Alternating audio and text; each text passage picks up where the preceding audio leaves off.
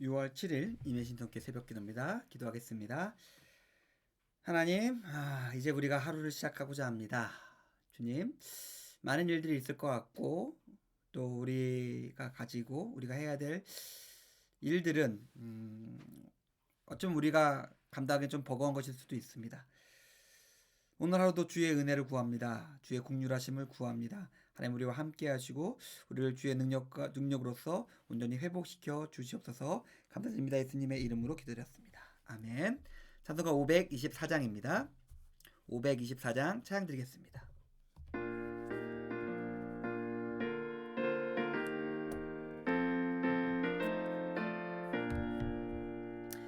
갈 길을 밝히 보이시니 주 앞에 빨리 나갑시다.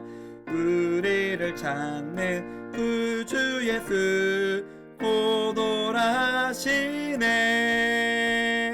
죄악 벗은 우리 영혼은 기뻐 뛰며 주를 보겠네.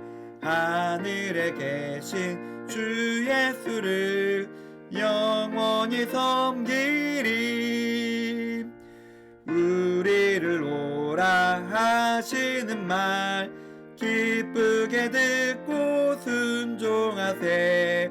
구주를 믿기 지체 말고 속속히 나가세. 죄악 벗은 우리 영혼은 기뻐 뛰며 주를 보겠네. 하늘에 계신 주 예수를 영원히 섬기리. 주 오늘 여기 계시오니 다 와서 주의 말씀 듣세. 듣기도 하며 생각하니 참 진리시로다. 죄악 벗은 우리 영혼은 기뻐 뛰며 주를 보겠네. 하늘에 계신 주 예수를 영원히 섬기리. 마가복음 9장입니다. 마가복음 9장에서 말씀 보겠습니다. 마가복음 9장 19절에서 22절까지 말씀입니다. 마가복음 9장 19절에서 22절까지 말씀입니다. 마가복음 9장 19절입니다. 대답하여 이르시되 믿음이 없는 세대여, 내가 얼마나 너희와 함께 있으며 얼마나 너희에게 참으리요. 그를 내게로 데려오라 하시매 이에 데리고 오니 귀신이 예수를 보고 곧 아이로 심히 격려를 일으키게 하는지라. 그가 땅에 엎드러져 구르며 거품을 흘리더라. 예수께서 그 아버지에게 물으시되 언제부터 이렇게 되었느냐 하시니 이르되 어릴 때부터니이다. 귀신이 그를 죽이려고 불과 물에 자주 던졌나이다. 그러나 무엇을 하실 수 있거든 우리를 불쌍히 여기사 도와주옵소서.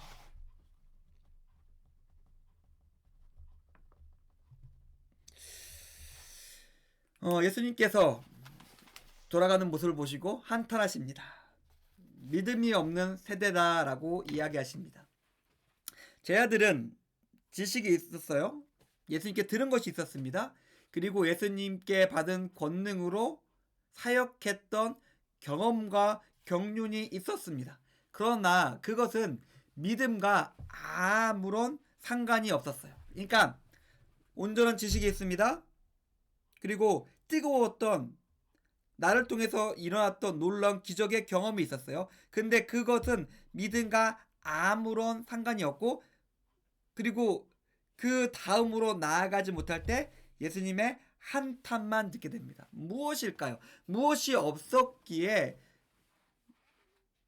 제자들에 대해서 예수님께서 믿음이 없다는 말씀을 하셨을까요? 지식도 있었고 경험도 있었지만은 이들은 예수님을 온전한 마음으로 따르고 있었는가? 우리가 살펴본 것처럼 예수님을 나의 주로 고백하고 나의 십자가를 지며 예수님을 온전히 따르려고 했던 마음이 아니었던 것 같습니다.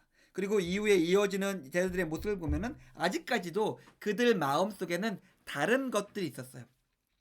계속해서 서로를 비교하고 있었고, 높은 자리에 가고 싶어 했었고, 교만했었고, 서로 싸우고 있었고, 아직 그들은 온전히 예수 그리스도를 주로 고백하며 사는 사람들이 아니었습니다. 온전한 마음으로 헌신하며 예수님을 따르고 있지 않았습니다. 거기서 믿음이 갈렸습니다. 자, 나는 예수님을 믿는 사람일까요? 지식이 있어요? 많이 들었습니다. 설명도 할 수 있어요.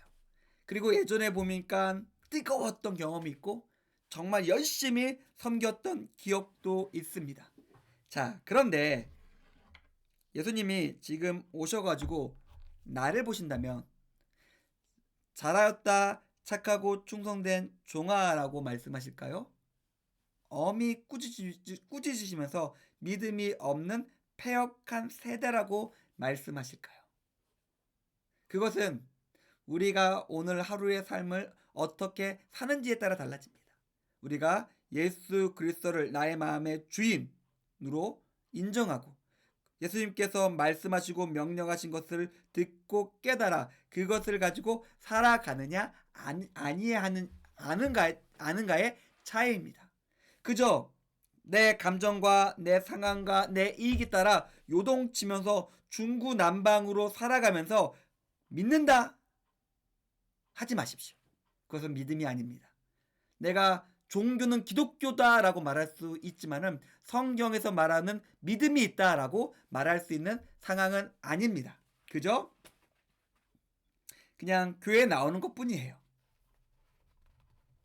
예수님께서 이런 말씀하셨죠? 인자가 다시 올 때 세상에서 믿음을 보겠느냐? 이런 모습을 보니까 한탄스러우신 거예요. 아, 그렇게 믿기가 힘드냐? 정말 제대로 믿는 사람이 정말 없구나.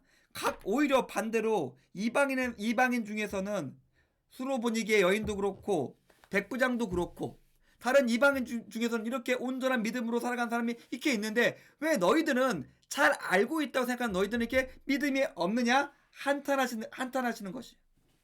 우리는 착각을 하고 있을 수도 있습니다. 아무 일이 없으니까 내가 이렇게 살아도 괜찮은가? 아무 일도 없는데 이렇게 살아도 괜찮은가 보다라고 하면서 계속해서 이런 삶을 살고 있을 수도 있습니다. 예수님은 지금 19절에 얼마나 너희를 참으리요라고 말씀하셨죠? 우리에 대해서도 그렇게 생각하실 수 있어요. 내가 너를 언제까지 이렇게 봐줘야 할까? 내가 너희를 언제까지 이렇게 참아야 될까? 너희가 믿음이 아니라 너의 이익과 감정과 교만을 따라서 살아가는 것을 내가 얼만큼 참아줘야 할까? 라고 하시면서 한탄하시고 계실 수도 있다는 걸 우리가 기억했으면 좋겠습니다. 믿음이 우리가 믿음을 가지고 있느냐 안 갖고 있느냐를 분간할 수 있는 기준이 바로 뒤에 나옵니다. 아이가 나와요. 아이가 어떤 상태죠? 귀신 들렸고 경련하고 있고 불과 물에 그 아이를 던져서 죽이려 하고 있습니다. 우리가 하나님을 믿는다면, 하나님을 주로 고백하고 있다면 이런 상황 속에서 우리는 하나님의 말씀을 가지고 하나님의 마음으로 이런 비극이라고 할까요? 비극과 불행 앞에 설 수 있어야 됩니다. 그것을 용납하지 못합니다. 하나님의 사람들은 불의가 지배하고 악한 영이 주관하는 이런 상황을 견디지 못합니다. 하나님의 영이 그 안에 있으며 그런 상황을 용납하지 못하기 때문에 그렇습니다. 우리가 믿음을 가지고 있다면 우리는 이 상황 속에서 앞에 맞서 서 있을 것입니다. 직면하고 있으며 부딪히고 있을 거예요. 악한 영과 악한 세상과 불의와 싸우고 있을 것입니다. 그것이 믿음입니다. 믿음은 살아서 역사하는 믿음의 우리가 데살로니가전서에서 사랑의 수고와 소망의 인내가 있고 믿음에는 역사가 있습니다. 믿음의 역사가 바로 이런 것입니다. 우리가 믿기 때문에 담대하게 불의와 용납할 수 없는 악한 것들과 맞서 싸우면서 거기서 일을 만들어 갈 수 있어야 합니다. 사랑하는 성도님들, 오늘 우리 하루가 이런 믿음의 삶이 되었으면 좋겠습니다. 옳지 못한 것들, 불의한 것들, 악한 것들과 맞서 싸우면서 하나님의 살아계심을 증명하는 오늘의 우리의 삶이 될 수 있었으면 좋겠습니다. 믿음으로 살아가시면서 승리하시는 임예신성교회 교우님들의 오늘 하루의 삶이 되기를 진심으로 주의 이름으로 축원드립니다. 기도하겠습니다. 하나님 감사합니다. 오늘 말씀을 통해서 믿음을 가지고 살아가는 삶에 대해서 생각해 보았습니다. 우리와 함께 하여 주시고 우리를 통해서 하나님의 놀라운 일들을 성취하여 주시옵소서. 감사드립니다. 예수님의 이름으로 기도드렸습니다. 아멘. 감사합니다.